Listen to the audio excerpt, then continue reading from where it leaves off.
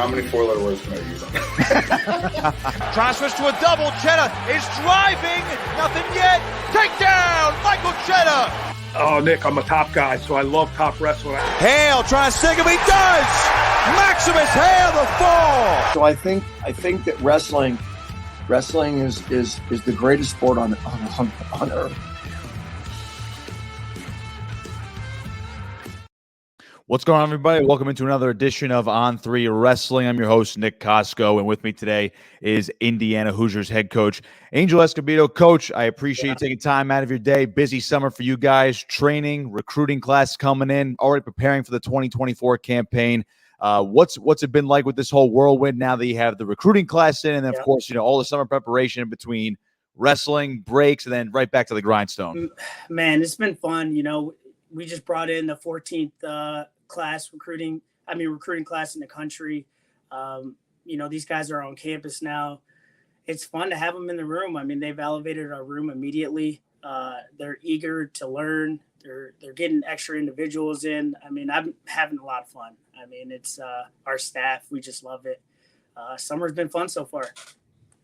You're entering your 7th season at the helm. You guys had a good season last year, 6 NCAA qualifiers, 7-5 in duels as well. So everything's kind of on the up and up as well when you look at the rebuilding, I would say, of Indiana. And since you've become the head coach, let's do a little quick recap of last year. You guys had a successful campaign, team-wise and individual, still searching for that All-American under your watch. But again, 6 NCAA qualifiers, and you guys bring a lot back. And again, the young, exciting talent. What was the 23-24 campaign like for you guys? Yeah, I thought we showed a lot of development in a lot of our guys. We had, a couple guys make it to the national tournament for the first time. A couple guys made it for their 4th time.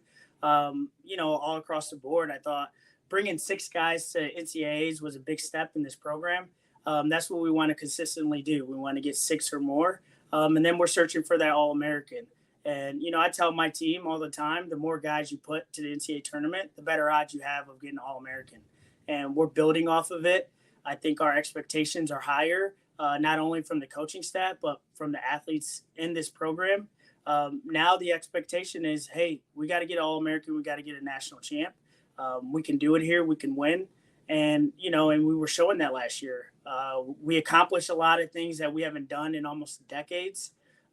So for us, it's now let's keep building off of that. Let's not go backwards. I always say to get to the top from where we are now, it's even harder. So we got to get more intentional, and we got to really put in the work.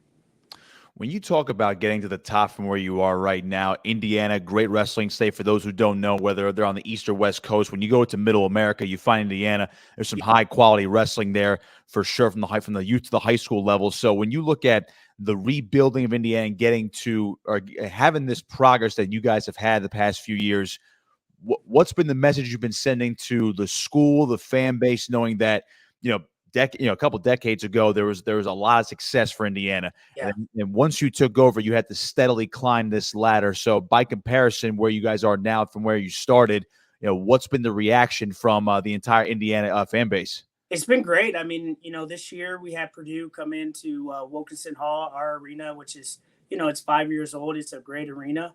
We had over 3,000 fans there. That showed a lot to our administration. It showed a lot to the community that they're behind us. They see exciting wrestlers. That they see that the rebuild, what we're doing, what we're trying to get back to. A lot of things that we were accomplishing this year, we hadn't done since I was in college, I'm dating myself a little bit, but, and we want to make that something of a consistency so that we have fans coming in all the time. We want to get the community involved. Like you said, Indiana's it's a great wrestling state. People are behind it.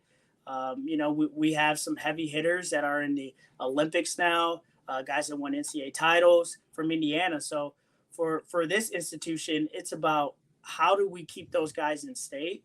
And also, too, how do we build the brand of Indiana wrestling to where we are a premier program in the country, where everybody knows, everyone's talking about, that's the place to be. It's interesting you mentioned that because, again, you guys are in the premier wrestling conference, the Big Ten. And again, people can say the rise of the ACC and the quality of the Big 12. but it is Big Ten. Even when you go from program 1 all the way down to program 14, obviously with the expansion, maybe a couple more programs down the line. But when you look at how you guys are matching up in the Big Ten, you have the big guns, you have the Penn States, the Iowas, the Michigans, and Ohio States. When you look at those schools, and you mentioned how building the brand of Indiana wrestling in this new era of wrestling in the digital space with college athletics, do you cherry pick from other schools and take ideas from them, or do you look back at the history of Indiana? Do you kind of merge those ideas together to say, this is how we're going to build the program on the mat and off the mat kind of moving forward?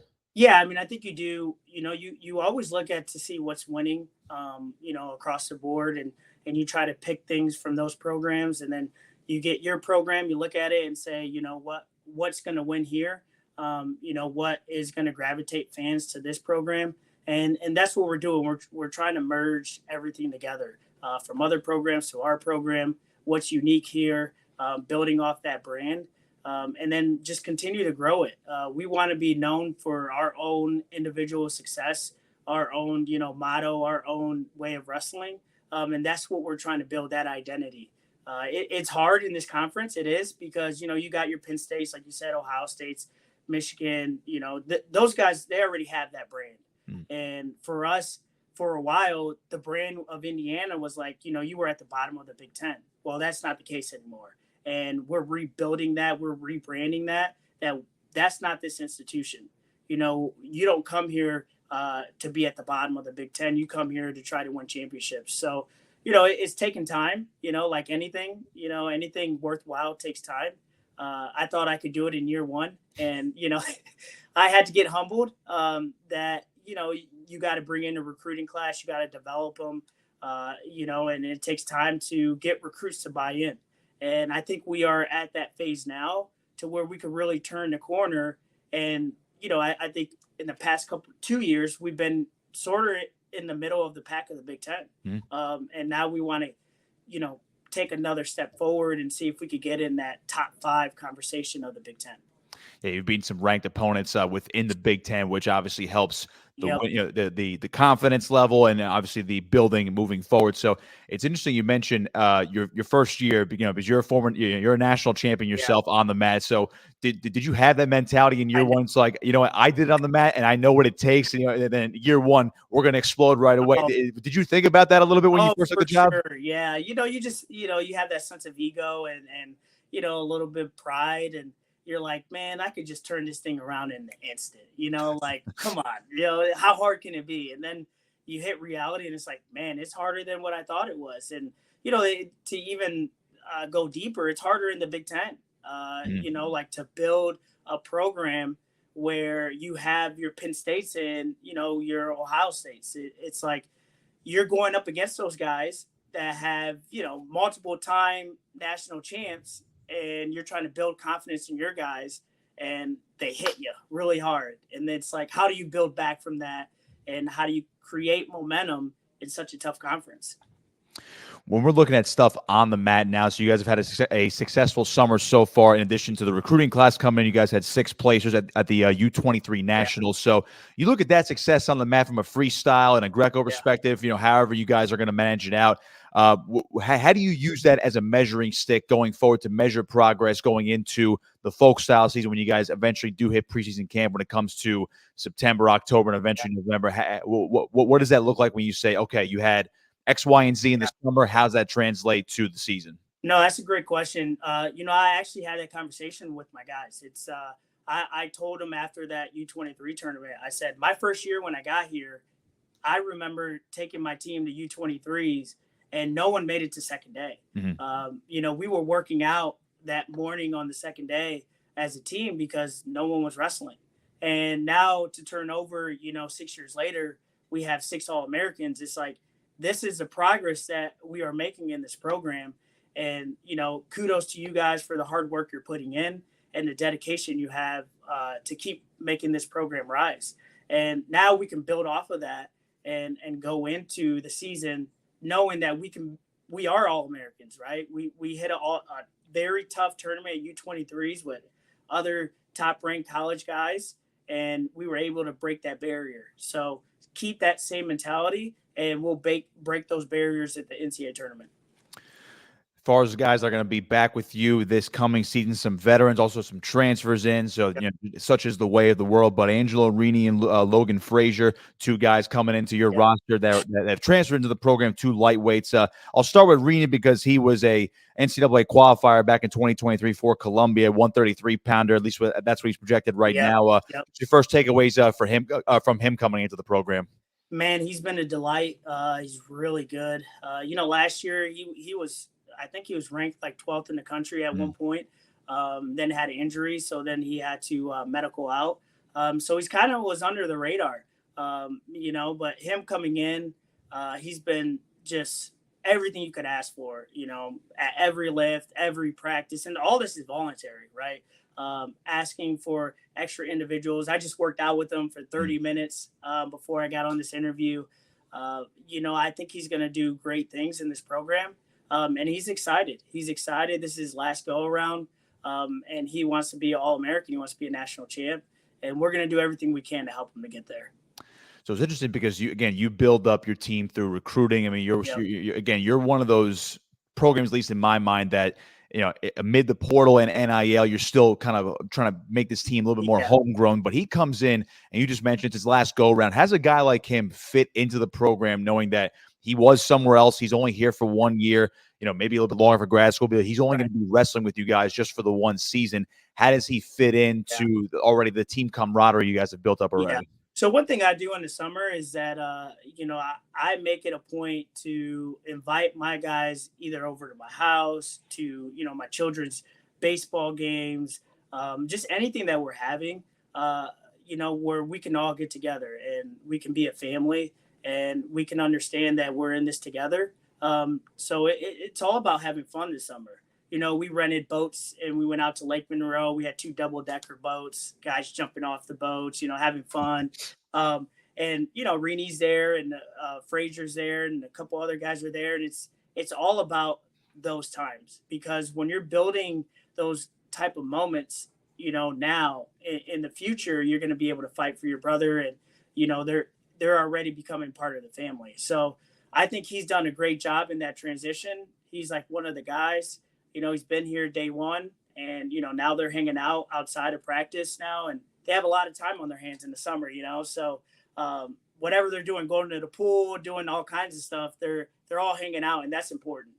I can only imagine the double-decker boats are definitely going to get these guys all over the place. They're kind of crazy, they're crazy. It's like you take them out there, you kind of get nervous because, they want to do double backflips off the double-decker, and, you're just like, man, I don't want anyone to get hurt. I'll stick to my forward rolls on the mat, not actually going into the water or something like that. So the young guys coming in, again, you got a great recruiting class coming in. Intermat and Matt Scouts had that at a top 15 class this year, 8 ranked in the top 200 in terms of the overall big board. Just what was that like putting together this class in particular? Again, you've been around the block now. You're on the better part of a decade now here at Indiana as the head coach, but this class really stands out, it seems like, among the rest. Top 15 again, and it really stand up to the rest of the Big Ten. How did that come together? What were the processes like? You got homegrown guys out of state. How did that all come together? Yeah, I mean, my assistants do a great job. Riley Lefevre, Mike Dixon, CJ Red. What we had to identify was, these next 2 years we're going to have a lot of turnover in this program with the older guys, and it was about getting a class that we can really branch out. From in-state to out-of-state, from lightweights to heavyweights, to be the foundation of the future. And we wanted to make sure that this class was a top 25 class. Getting guys from PA was really important. Getting guys from Ohio was really important. Obviously, Indiana and Illinois. We know what states are great in wrestling, and we really attack those hard.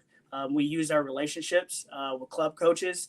And, I think we got everything that we needed. We covered a lot of weight classes, like I said, from lightweight all the way up to heavyweight. And these guys are going to be the foundation for the next 5 years of this program. And the thing you want to do with recruiting class, you want to keep building and stacking. And, the great thing is we're already off to a great start for the next recruiting class. So I think everybody's going to see a new Indiana wrestling, from here on out. I like that. And speaking of some of the veterans who, there are going to be there's going to be some turnover. So WrestleStat right now has projections at 184 and 285 for you guys. DJ Washington's back, projected to go up, and you can confirm that or deny that right there. And Jacob Bullock at heavyweight, 2 seniors in your program. Again, a lot of experience, tournament experience. Just what do you say about those two guys, knowing that again, this is one of their last go arounds as well? I mean, for them, it's they're missing getting on that podium. We tried not to hang everything on accolades, but hang everything on development and growth. I've seen a lot of growth from those guys, and they've always been right there. DJ Washington made a world team, so he's one of the best guys in the country. Had wins over Carter Sirachi at one point. It's about getting him healthy and getting him back to where we know he can get to. Last year he was dinged up and just didn't have a great end of season. So he's getting healthy now, and now it's, hey, you're capable of winning a national title. Go do it, right? Go do it. And then Jacob Bullock, he had a phenomenal offseason. Was a couple seconds away from making the Olympic trials. A couple seconds away from making the finals at U23. He's a dynamic heavyweight. And again, for him, he's grown a lot. And now let's see how he can end this senior year. He wants to be a national champ. He's hungry for it. And, it's taking the energy and time to put in the work this summer is really going to help out ending your career the way you want to. Whether you are on the podium or not, it's about, did you do everything that you could to at least give yourself that opportunity to be there? And with Bullock in particular, because he made NCAAs just 2 seasons ago, back in 2023. Only wrestled, I believe, about 6 times last year as a red shirt. What went into that decision to basically sit him down last year, give him the development? Then you just mentioned he had a great summer at U23s, and he's really come along strong at the heavyweight weight class. And what was that like going from NCAAs in 2023 to you're gonna have to bide your time a little bit for this last season? Yeah, that was hard. I mean, he wanted to wrestle, and rightfully so. But for us, it was, 2 years ago, I felt like he needed to get a little stronger. He needed a little more pop. And so that was, hey, how about we not compete as much and we put some weight on? We lift, we get bigger, we get up to 260. We really fill out as a true heavyweight and mature a little bit more. And that's what he did. He's around like 260, 265. He's a lot stronger than he was 2 years ago when he made the national tournament. And then I think mentally was another thing. It was turn over that mindset from just being a guy to wanting to be the guy. And I think that's what he's really shown this summer, is that he's out there wrestling to be the guy. And that's what we were missing 2 years ago. And I think he's done a great job. One of your younger guys who really came on strong last year, right in the middle of the lineup. And I know you're a lightweight guy, so your lightweight they're going to keep progressing, and you're going to churn them all out, especially on the recruiting trail. But Tyler Lillard, 165, he was awesome last year, 22 wins, national qualifier. And he did as a redshirt freshman. So where did that come from, considering his redshirt year struggled a little bit under 500, at least in terms of the redshirt record? How did that explosion come about, and where is he at right now? Yeah, I mean, Tyler's he's a funky wrestler. He's unorthodox. He's, really Gumby, and he's hard to wrestle. Guys have challenges with him. And I think because of those attributes, it helps him develop faster. He's a guy that in the room, if you watch him in the room, you're like, oh man, this guy's going to get killed every match because he's trying stuff and, he's getting beat up by everybody. But, he goes out there and he's a gamer. He's a gamer. He takes all those things he's learning and he produces those things on the mat. And he's not afraid to try things. And that's what we saw last year. And, for him, not many people know, but he was the backup in the beginning of the year, him and Derrick Gilcher were battling. Derrick got hurt. Tyler stepped in and had a phenomenal rest of the season. He's a guy, when the lights are on, he's going to shine brighter. I'm really excited about him. I think now he knows where he belongs.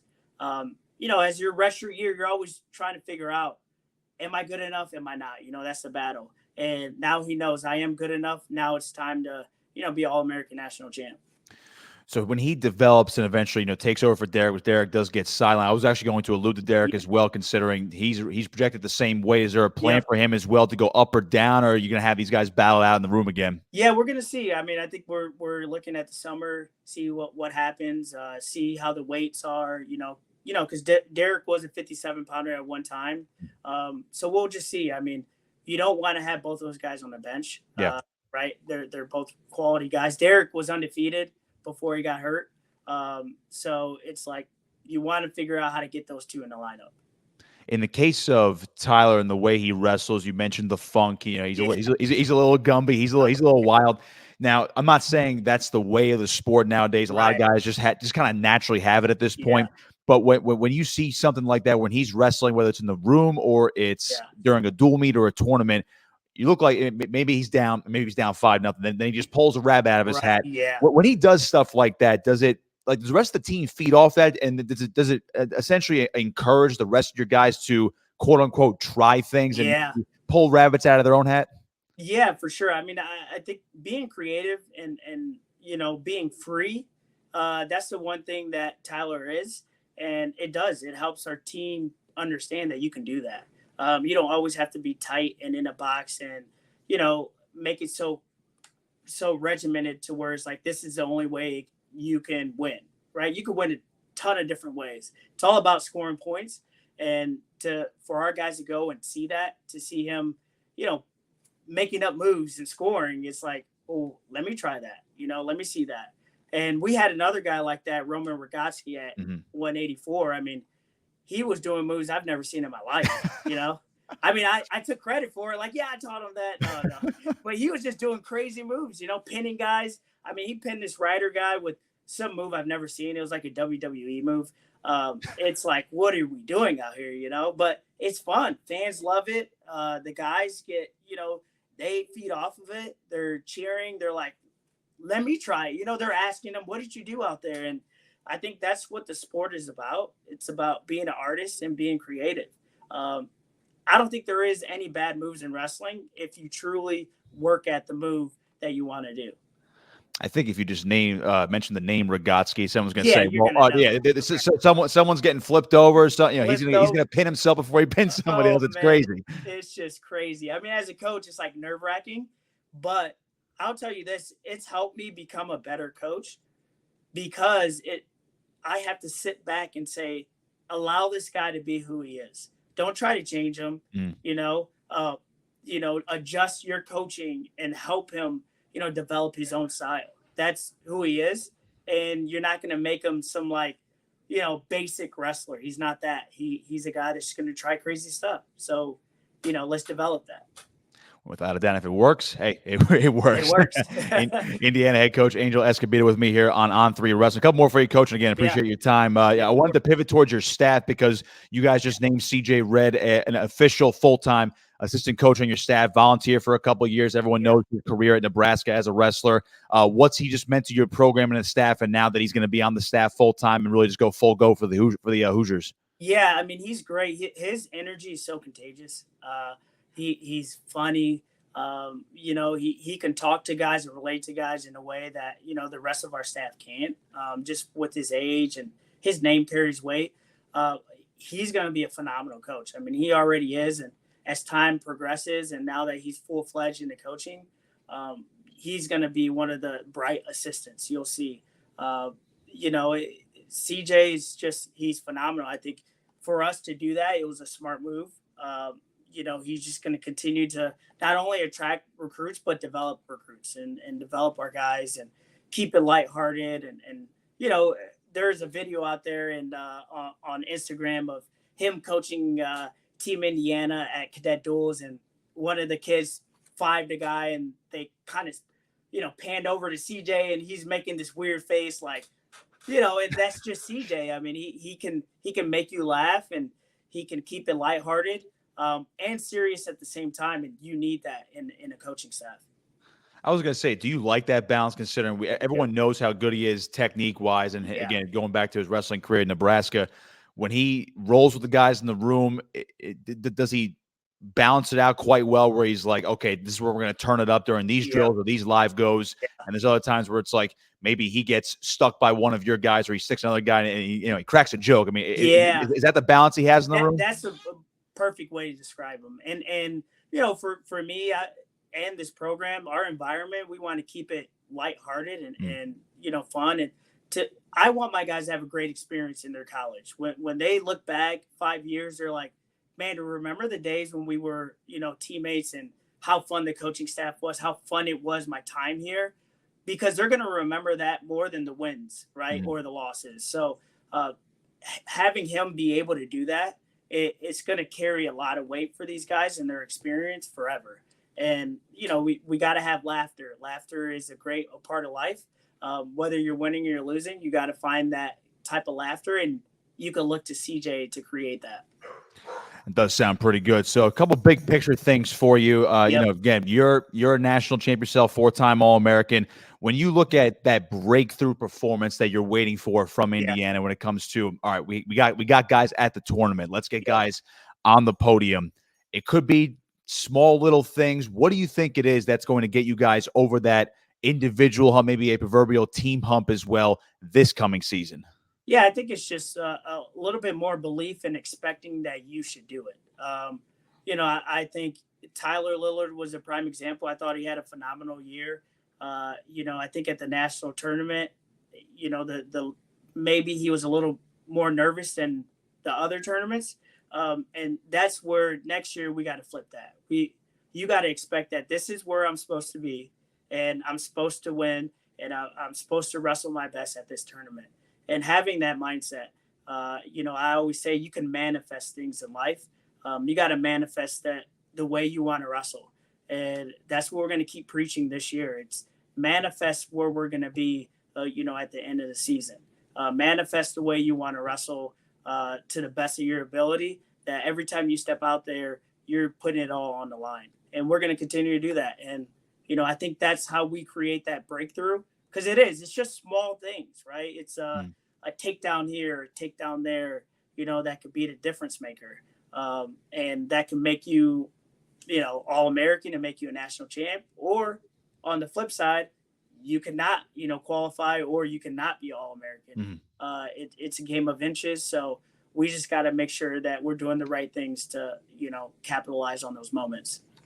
Get me fired out to make a return trip out to Bloomington. So with that in mind, I do ask every coach or every person I have on this show, because I'm a big dual meet guy. It sounds like you are a big dual meet guy as well. Dual meet championship to decide a team national title. Do we need that? Yes or no? We need that. I mean, this sport where we are now in this climate, it's about, being marketable, creating revenue for the sport. We have to do that as a coaching, group. We have to be innovative as a sport and create momentum to where we get eyeballs on the TV. If that's a dual meet championship, which I believe it would be, that's what we have to do. We can't be left behind in this day and age. Everything is shifting to how marketable the sport is. And I believe that we can be marketable. We just have to capitalize on what it is that fans want, and they want dual meets, right? You look at Penn State versus Iowa, there's, over 300,000 people watching that. And you could capitalize that on commercials or whatever it may be. So a dual meet championship, I think you're going to get a lot of eyeballs. It's going to create storylines that wrestling fans need, and you can still have the individual tournament, but I think right now where we are in this state of this climate of college wrestling or college athletics, how can we create this sport to be marketable, right?